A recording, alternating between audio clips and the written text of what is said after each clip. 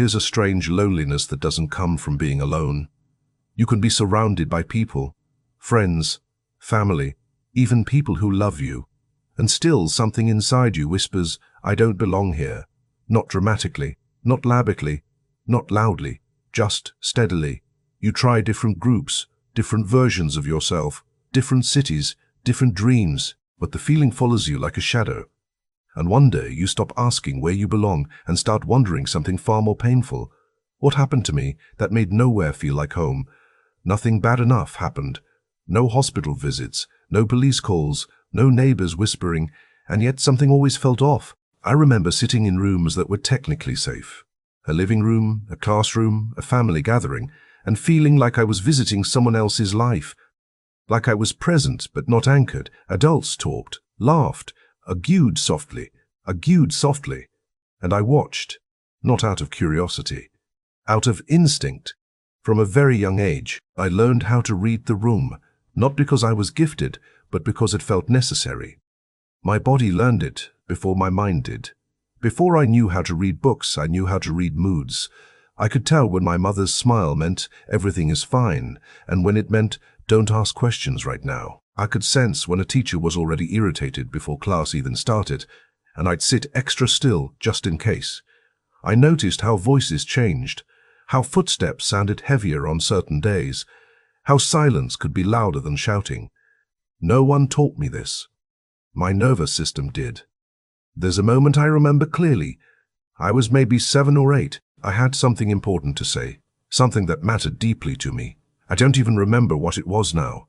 What I remember is the timing. I looked at the faces in the room first. Someone looked tired. Someone else looked distracted. Someone was already annoyed. And in that split second, I made a decision I would repeat for years. This is not the right moment to exist.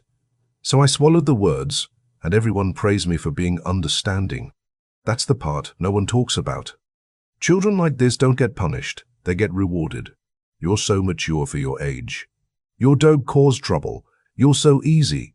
What they really mean is, you don't ask for much, and that's when something subtle breaks. Because a child isn't supposed to be easy.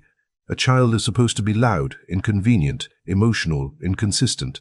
But when the environment doesn't have room for that, emotionally, not physically, the child adapts, quietly.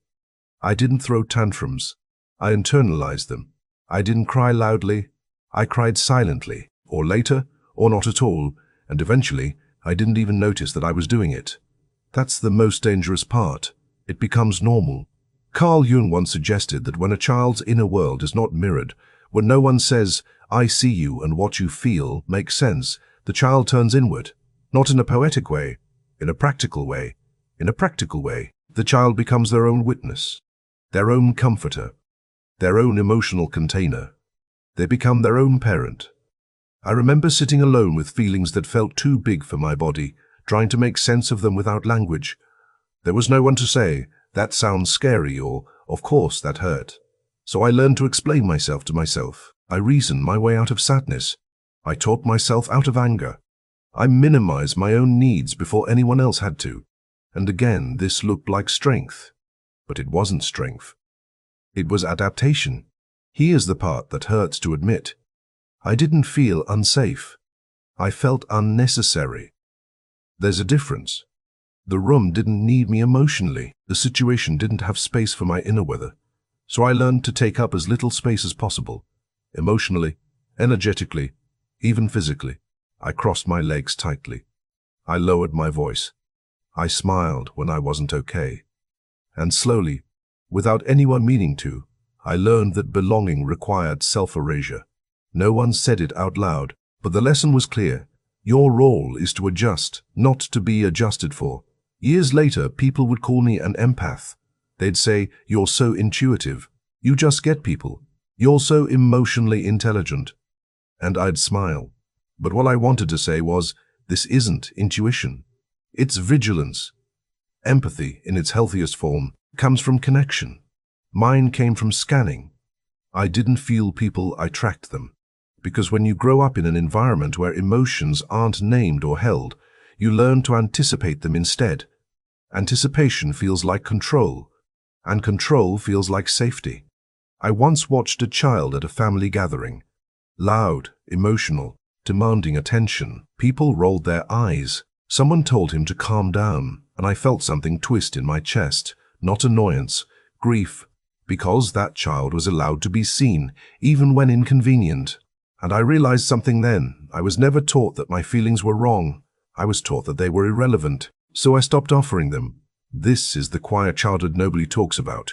Not abusive enough to justify the pain. Not warm enough to heal it. Just emotionally absent enough to teach you how to disappear politely. And that's why, as an adult, you might walk into rooms and feel like a guest in every life, including your own, because you learned belonging as something conditional. Something earned by being perceptive, flexible, and low maintenance. You didn't grow up feeling held. You grew up feeling responsible. Responsible for moods. Responsible for moods. Responsible for peace. Responsible for not making things harder. And that responsibility followed you. Into friendships. Into love. Into workplaces.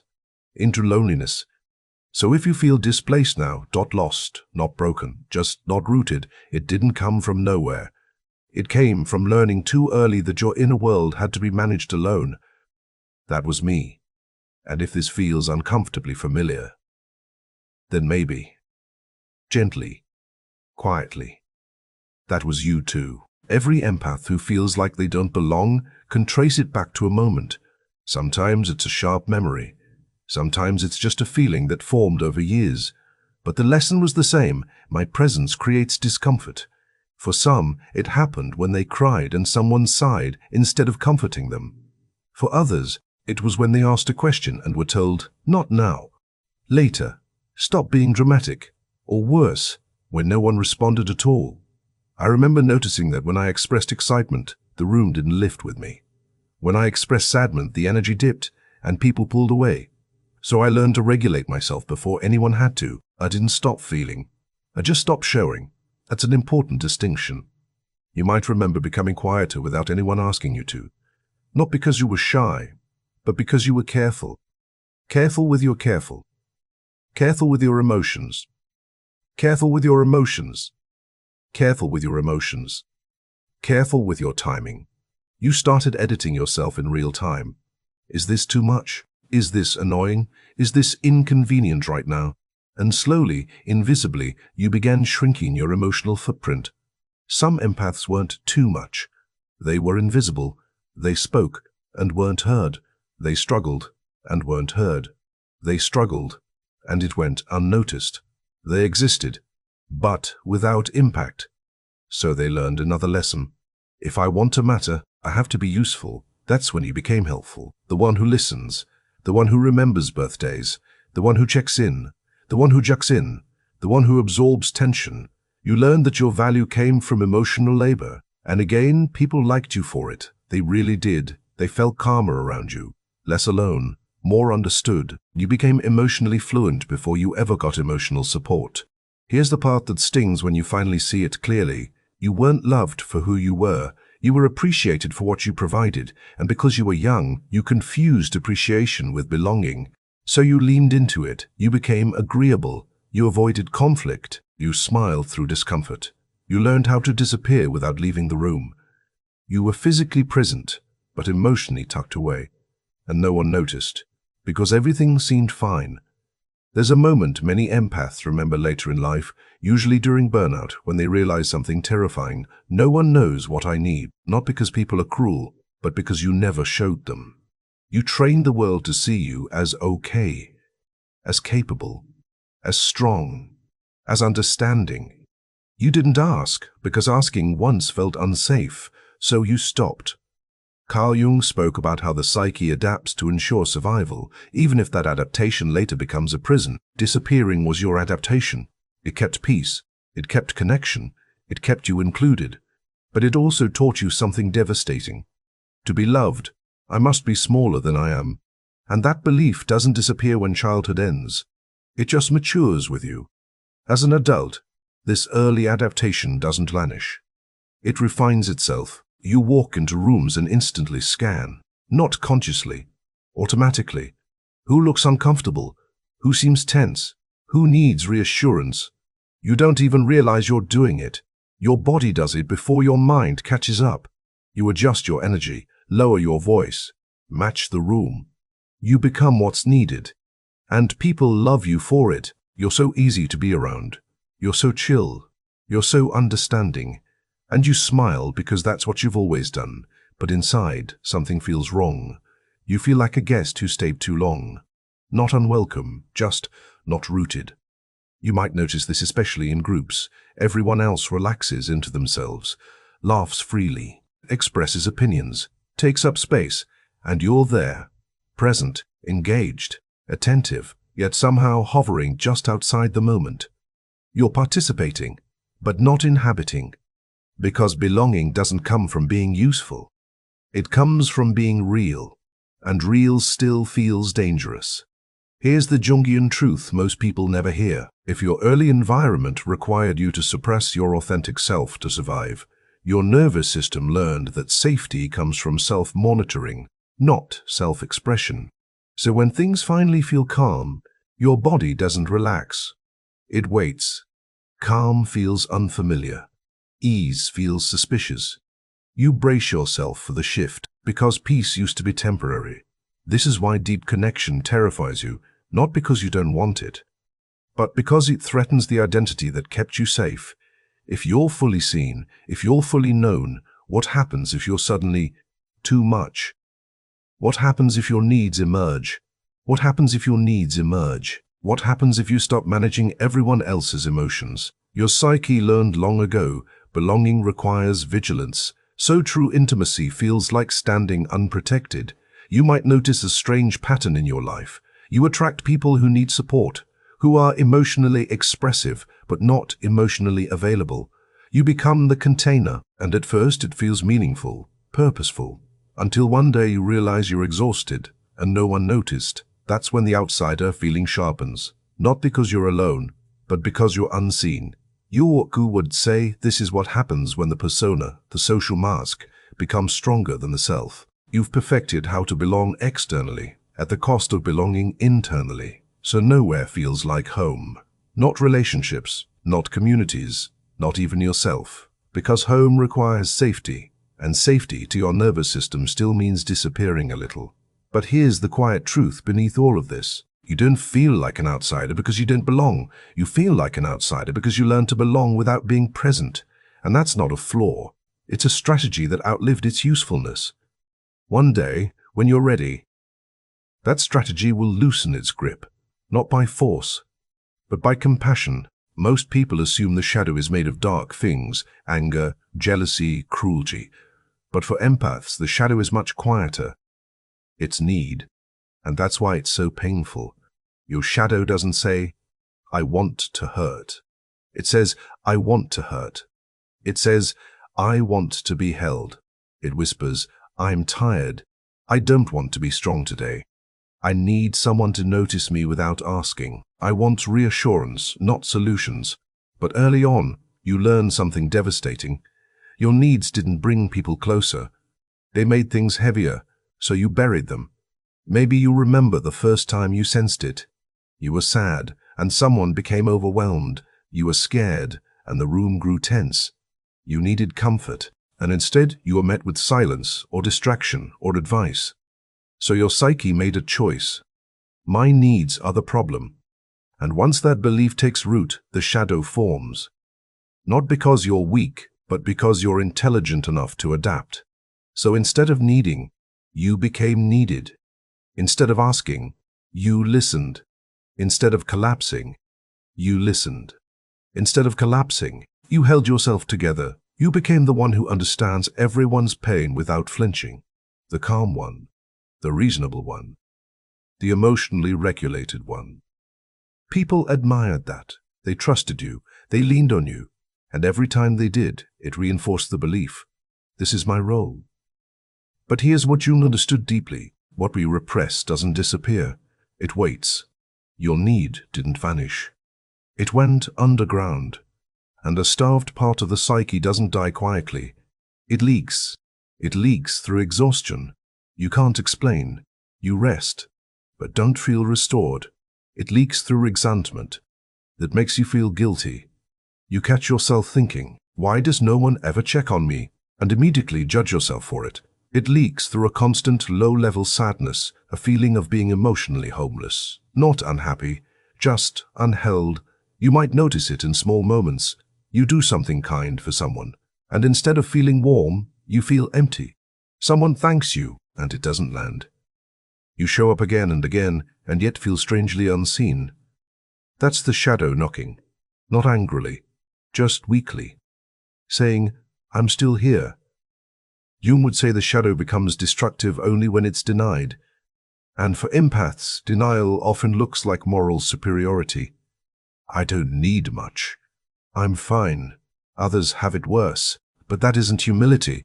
That's self-erasure dressed as virtue. The truth is uncomfortable. You didn't transcend need. You postponed it. And the longer it waits, the louder it gets. Not through words, but through your body. Burnout. Emotional numbness. Withdrawal. Sudden urges to disappear completely. These aren't flaws. They're signals. They're signals. Your shadow isn't asking for control. It's asking for care. You're not one person. You're many, depending on where you are. With one group, you're thoughtful and deep, speaking slowly, choosing words carefully. With another, you're warm and funny, making people laugh, keeping things light. With another, you're warm and funny, making people laugh, keeping things light. With another, you fade into the background entirely, observant, quiet, almost invisible, and none of it feels fake. That's the confusing part. You're not pretending. You're adapting. You learned early that who you were wasn't the priority. What the room needed was. So you became fluent in emotional translation. You could sense what version of you would create the least friction. And you offered that version freely.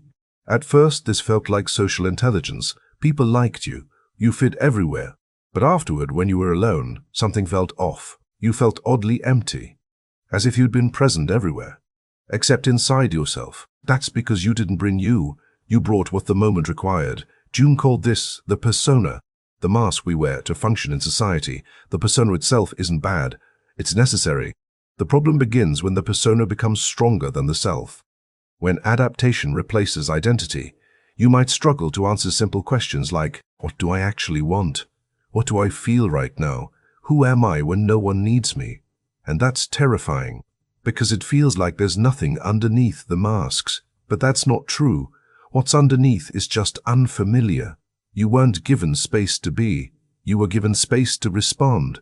So your identity formed around others, around moods, around needs, around expectations. That's why solitude can feel unsettling. There's no one to mirror, no one to adjust to.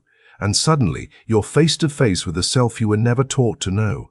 This is why nowhere feels like home, because home requires presence, and presence requires safety. But safety, to your nervous system, still means being adaptable, not being authentic, so you float. Between groups, between roles of yourself, not lost, just unanchored, being understood only in one direction. Empaths often experience the second. People come to you with their pain. They tell you things they've never said out loud. They feel calmer just by talking to you. You listen without interrupting. You validate without minimizing. You hold space without judgment. And they leave feeling lighter, grateful, relieved. But when you speak, something shifts. The room tightens. People fidget. They change the subject. You're told, you think too much. It's not that deep. Why do you always analyze everything? So you stop sharing. Not because it's unsafe, but because it's rarely welcomed. You realize something painful. Your depth has a place, just not for you. It's welcomed when it serves others. But when it asks for reciprocity, it becomes inconvenient. So you learn to keep your inner world private. You downplay your insights. You simplify your feelings. You offer the edited version, the one that won't disturb the balance. And over time, you associate authenticity with isolation. If I show too much, I'll be alone. So you choose connection over truth. Again, this is why loneliness becomes chronic, not because you don't have people, but because no one lives where you live emotionally. You speak the language of nuance, of contradiction, of depth. And most people don't know how to respond to that. So they stay on the surface, and you follow them there. even though you can't breathe very well in shallow water. Jung believed that individuals like this often feel alienated, not because they are broken, but because they are ahead of their time emotionally. You feel what others haven't yet learned to name.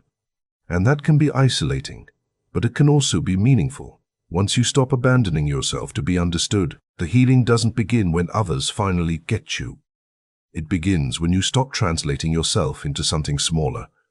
When you let your depth exist, even if it narrows your circle, even if it changes your relationships, even if it costs you a certain kind of belonging. Because the belonging you're seeking was never meant to be everywhere. It was meant to be true. That's the lie they've been told. They struggle because they feel meaning in a world that survives on distraction. You notice this early, even if you can't explain it. You're standing in a group, everyone laughing about something trivial, gossip, trends, noise, and you smile, but something inside you feels tired, not bored, tired. Small talk doesn't feel neutral to you. It feels draining. Because your mind doesn't skim the surface naturally, it sinks. You listen to how someone laughs and hear what they're hiding. You hear tone before content. You feel the emotional weather in a room before a word is spoken.